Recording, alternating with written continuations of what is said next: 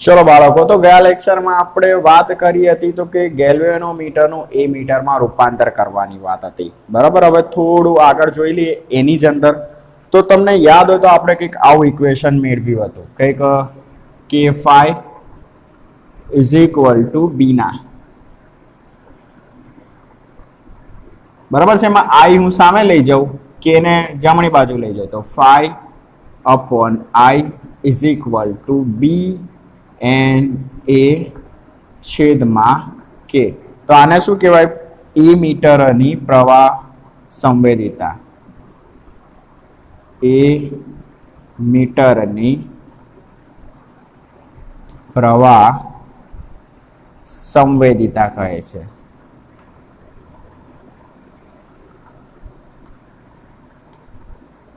चलो हवे आपणे शुं करवुं छे तो के गेल्वेनोमीटरनुं वोल्ट मीटर में रूपांतर करवुं छे, बराबर छे। तो जोई लईए सौथी पहेला तो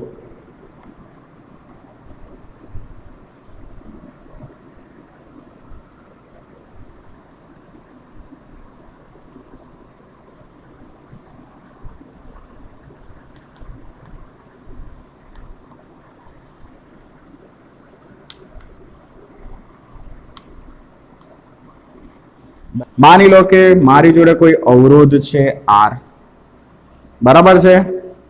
मारे शू करवुं छे तो आ अवरोधना बे छेड़ा वच्चे शू शोधवो छे तो के वोल्टेज शोधवो छे, विद्युत स्थितिमाननो तफावत शोधवो छे। तो आने समांतर मारे शू जोड़वुं पड़े खबर? गेल्वेनोमीटर जोड़वुं पड़े, बराबर छे। हमेशा ध्यान राखजो, ज्यारे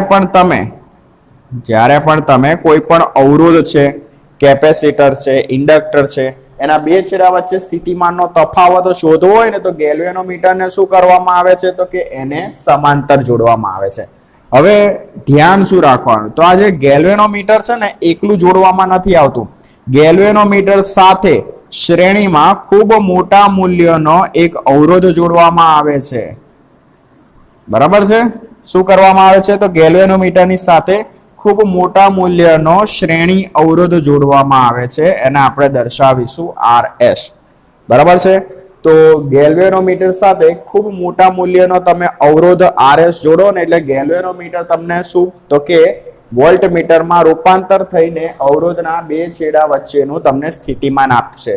तो जोई लईए, लखाण लखी नाखीए तो अहीं गेल्वेनोमीटरनुं वोल्ट मीटर में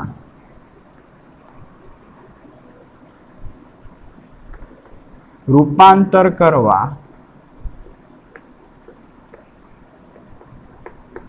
गेल्वेनोमीटर साथे समांतर में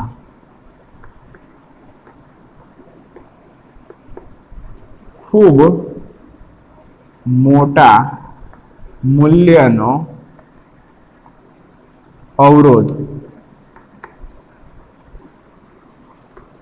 जोड़वामां आवे छे, बराबर छे।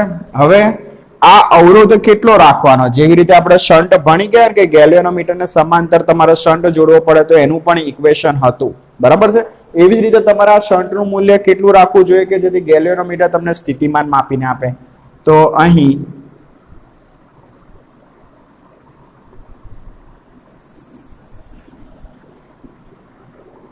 હવે આ અવરોધને શું કહેવાય તો કે શ્રેણી અવરોધ કહે છે।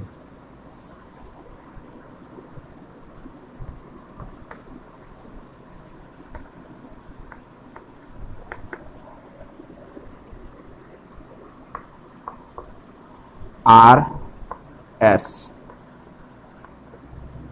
बराबर। तो जेवी रीते आपणे शंट भणी गया के तमारे अहींया गेल्वेनोमीटरनुं ए मीटरमां रूपांतर करवुं छे तेना माटे शंट जोड़वो पड़े। तो शंटनुं मूल्य केटલું राखो? एवी रीते आ श्रेणी अवरोधनुं पण केटલું मूल्य राखવું કે જેથી તમને ગેલ્વેનોમીટર તો કે વોલ્ટેજ માપીને આપે? તો એના માટે ઇક્વેશન છે, સાબિત નથી કરવાનું, ટેક્સ્ટ બુકમાં પણ નથી આપેલું, પણ યાદ રાખવાનું છે કેમ કે દાખલામાં ઉપયોગ થાય છે। તો જોઈ લઈએ तो श्रेणी अवरोध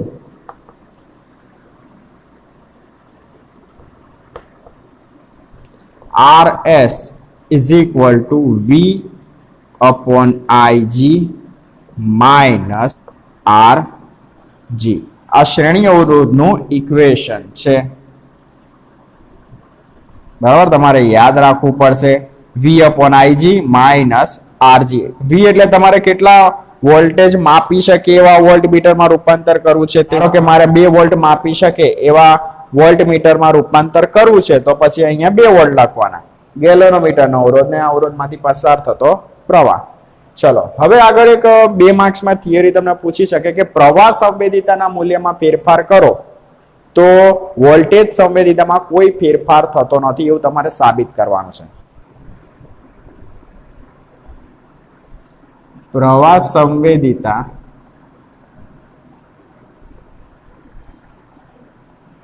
માં ફેરફાર કરતા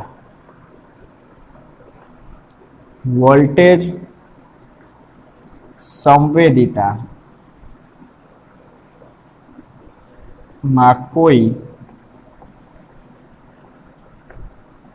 ફેર પડતો નથી. બરાબર, તમને આવું સાબિત કરવાનું કે તો શું કરવાનું? તો સૌથી પહેલા આપણે શું કરીશું તો કે પ્રવાહ સંવેદિતાનું ઇક્વેશન લખીએ.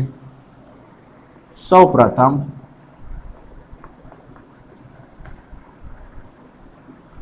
પ્રવાહ સંવેદિતા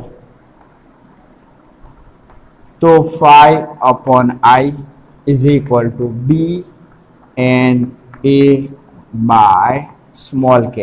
બરાબર, હવે આમાં આટાની સંખ્યા હું ડબલ કરી નાખું છું. અહીં આટાની સંખ્યા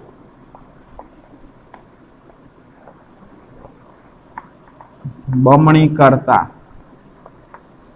બરાબર, તો phi upon I is equal to B into 2n. બરાબર, આટાની સંખ્યા બમણી કરી, પહેલા n હતી હવે 2n કરી, into a by k. તો આને આવી રીતે લખી શકું 2 કૌંસની અંદર B n a by k. બરાબર છે. ચલો તો 2 કૌંસની અંદર phi upon I. તો પ્રવાહ સંવેદિતા કેટલી થઈ ગઈ? બમણી થઈ ગઈ. હવે એવી રીતે આપણે શું કરીશું? વોલ્ટેજ સંવેદિતા માટે ઇક્વેશન લખીશું.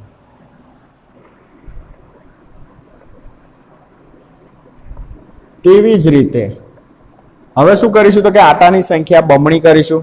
બરાબર, આટાની સંખ્યા બમણી ક્યારે થાય? જ્યારે તમે લંબાઈમાં વધારો કરો ત્યારે. બરાબર, માની લો કે પહેલા આટાની સંખ્યા કેટલી હતી? n હતી. ત્યારે તારની લંબાઈ કેટલી હતી? l હતી. હવે માન્યું કે આટાની સંખ્યા બમણી કરો છો તો આટાની સંખ્યા બમણી ક્યારે થાય? જ્યારે તમે જે ગુજરું વાપરો છો ને બમણી હોવી જોઈએ લંબાઈ, તો આટાની સંખ્યા બમણી થાય. હવે આપણને ખબર છે લંબાઈ તમે બમણી કરો તો અવરોધ પણ શું થવાનો? બમણો થવાનો. તેવી જ રીતે વોલ્ટેજ સંવેદિતા માટે આટાની સંખ્યા બમણી કરતા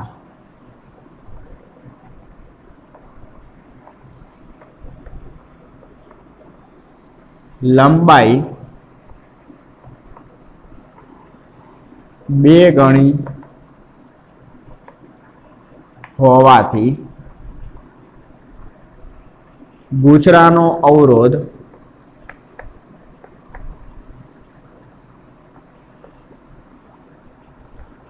બે ગણો વધી જશે. બરાબર, ફરીથી સમજો, કેમ કે આપણી જોડે જે વોલ્ટેજ સંવેદિતાનું ઇક્વેશન છે ને એમાં અવરોધ આવે છે. હવે તમે આટાની સંખ્યા બમણી કરો એટલે લંબાઈ પણ તમારે તારની કેવી લેવી પડે? બમણી લેવી પડે. તારની લંબાઈ બમણી કરો તો જ આટાની સંખ્યા બમણી થાય. હવે આપણને ખબર છે તારની લંબાઈ તમે વધારો તો અવરોધ વધે, R ચલે છે L. બરાબર છે, તો પછી લંબાઈ બમણી થાય તો અવરોધ પણ શું થવાનો? બમણો. અને હવે ઇક્વેશન લખીએ તો phi upon V is equal to BNA upon KR. ચલો હવે આમાં ફેરફાર કરીએ તો B n ની જગ્યાએ 2n into A by K into 2R. તો ચલો 2 કેન્સલ. તો તમે જુઓ વોલ્ટેજ સંવેદિતામાં તો કોઈ ફેરફાર જ ના થયો. V phi/v is equal to BNA/KR. એ તો એટલું ને એટલું જ રહ્યું, પહેલા જેટલું જ. આથી કહી શકાય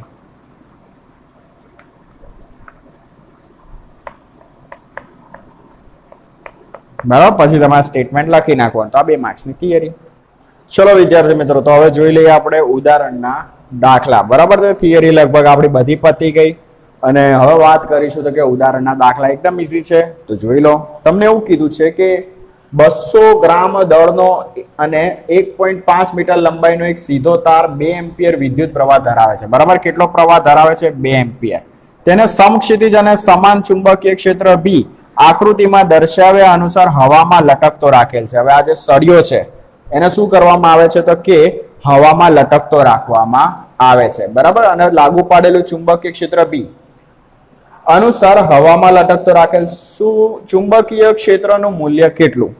હવે આપણે જે સળિયો છે એ ચુંબકીય ક્ષેત્રની મદદથી હવામાં લટકતો રાખેલો છે. હવે તમે વિચારો કે કોઈ પણ આવો સળિયો છે એ હવામાં લટકતો કઈ રીતે રહે? કેમ કે આપણને ખબર છે કે આ જે સળિયો છે એને તમે માની લો કે આવી રીતે હવામાં લટકતો રાખેલો છે. બરાબર, હવામાં લટકતો રાખેલો છે. તો દરેક પદાર્થ પર શું લાગવાનું? વજન બળ mg. ક્યાં લાગવાનું? પૃથ્વીની સપાટી તરફ. તો આ જે સળિયો છે ક્યાં જવાનો? નીચે. તો અહીંયા આપણે શું કરવું પડે? ચુંબકીય ક્ષેત્ર કઈ રીતે લાગુ પાડવાનું? તો વજન બળ mg જે દિશામાં છે એની વિરુદ્ધ દિશામાં આપણે ચુંબકીય બળ અને એટલા જ મૂલ્યનું લાગુ પાડીએ. ચુંબકીય બળ ઉપર દિશામાં, એટલું ને એટલું વજન બળ નીચે તરફ. તો આ જે સળિયો છે એ શું રહેશે? હવામાં લટકતો રહેશે. Simple concept. તો જોઈ લઈએ. સૌથી પહેલા જે વેલ્યુ આપેલી છે લખી નાખીએ. તો તમને દળ આપી દીધું છે કેટલું? તો કે 200 ગ્રામ. કન્વર્ટ કરીએ કિલોગ્રામમાં તો 0.2 kg.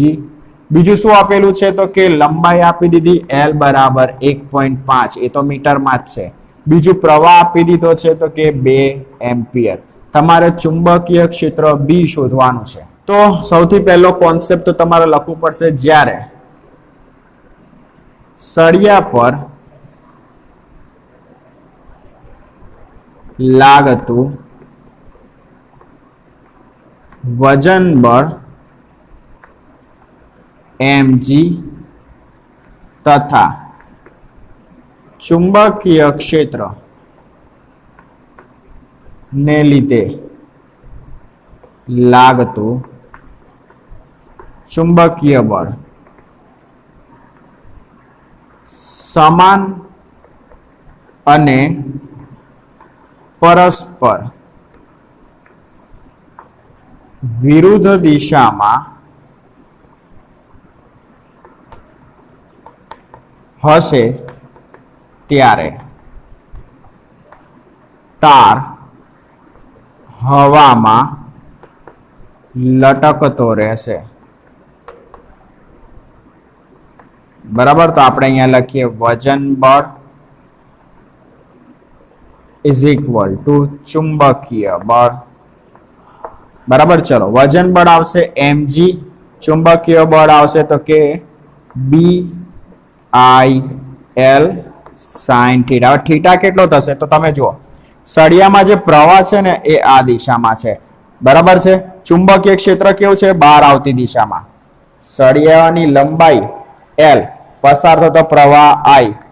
બરાબર. બીજું ચુંબકીય ક્ષેત્ર તમારા પુસ્તકના પાનાને લંબ અને બહાર આવતી દિશામાં. બરાબર, તો માની લો કે ચુંબકીય ક્ષેત્ર આ દિશામાં અને તારની લંબાઈ આ દિશામાં અને પ્રવાહ પણ એ દિશામાં. તો બંને વચ્ચેનો ખૂણો કેટલો થશે? 90. તો અહીંયા લખી નાખીએ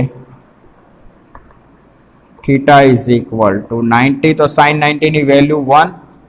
mg is equal two BIL. ચલો બી ને કરતા બનાવી દઈએ તો mg upon IL. બધી વેલ્યુ મૂકી દઈએ તો કેટલું છે m ની વેલ્યુ? તો કે 0.2, g ની વેલ્યુ 9.8, છેદમાં પ્રવાહ છે 2 એમ્પિયર ને લંબાઈ કેટલી છે તો કે 1.5. ગણતરી મારશો તો 0.65 ટેસ્લા મળી જશે ચુંબકીય ક્ષેત્ર. બરાબર, એકદમ ઈઝી. જોઈ લઈએ હવે ઉદાહરણ નંબર 2. જો ચુંબકીય ક્ષેત્ર ધન y અક્ષને સમાંતર હોય અને વિદ્યુત ભારિત કણ x અક્ષ પર આકૃતિમાં દર્શાવ્યા મુજબ ગતિ કરતો હોય તો A ઇલેક્ટ્રોન બી પ્રોટોન પર કઈ દિશામાં લોરેન્સ બળ લાગે? હવે તમને એવું કીધું છે કે ચુંબકીય ક્ષેત્ર છે કઈ દિશામાં છે? વાય દિશામાં છે. પાછો આપણા જે વિદ્યુત ભારિત કણ છે કઈ દિશામાં ગતિ કરે છે? એક્સ દિશામાં. તો આપણે માની લઈએ કે અહીંયા લાગુ પાડેલું ચુંબકીય ક્ષેત્ર બી છે. કઈ દિશામાં છે? તો કે વાય દિશામાં. તો હું આવી રીતે લખી શકું સદિશ B is equal two B J caret. એ રીતે વેગ કઈ દિશામાં છે? એક્સ દિશામાં છે. તો સદિશ વી બરાબર વી આઈ કેરેટ. હવે લોરેન્સ બળનું ઇક્વેશન લખીએ તો લોરેન્સ બળ સમજો હવે સદિશ F is equal to Q into સદિશ ઈ પ્લસ ક્યુ ઇન્ટુ સદિશ વી ક્રોસ સદિશ બી. ચલો ક્યુ કોમન કાઢીએ તો અંદર શું વધશે? સદિશ ઈ પ્લસ સદિશ વી ક્રોસ સદિશ બી. ચલો પરંતુ અહીંયા ખાલી ચુંબકીય ક્ષેત્ર છે, વિદ્યુત ક્ષેત્ર નથી. તો સદિશ ઈ બરાબર શું થશે? 0. તો સદિશ એફ બરાબર શું થશે? ક્યુ ઇન્ટુ સદિશ વી ક્રોસ સદિશ બી. ચલો હવે આ ઇક્વેશન જે મળ્યું એ આપણે કોના માટે લખીશું? તો કે ઇલેક્ટ્રોન માટે. અને લોરેન્સ બળની દિશા કઈ એની વાત કરીએ તો સૌથી પહેલા એ ઇલેક્ટ્રોન માટે. ઇલેક્ટ્રોનનો વીજભાર કયો? તો કે ઋણ. તો હું ક્યુ બરાબર શું મૂકીશ? માઇનસ ઈ મૂકીશ અહીંયા. તો સદિશ F is equal to minus E. સદિશ વી ની જગ્યાએ હું લખીશ વી આઈ કેરેટ ક્રોસ સદિશ બી ની જગ્યાએ હું લખીશ બી જે કેરેટ. બરાબર છે. તો minus E V B I caret cross J caret શું થશે? કે કેરેટ થશે. તો આને આવી રીતે લખી શકું ઈ વી બી માઇનસ કે કેરેટ. બરાબર. ઝેડ દિશામાં લોરેન્સ બળ છે પણ કઈ દિશા આવશે? ઋણ ઝેડ દિશા, કેમ કે માઇનસ કે કેરેટ છે. આમ લોરેન્સ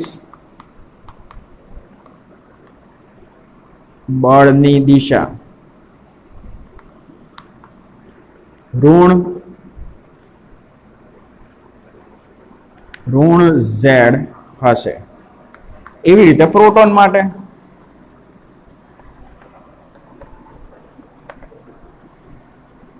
તો પ્રોટોન માટે તો વીજભાર પ્લસમાં જ આવશે એટલે તમારે ક્યુ બરાબર પ્લસ ઈ.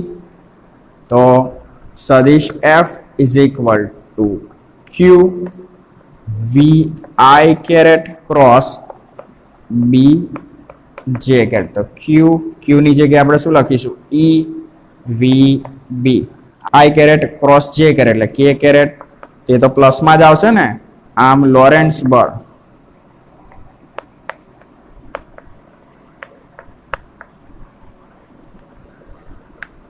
ધન ઝેડ દિશામાં હશે.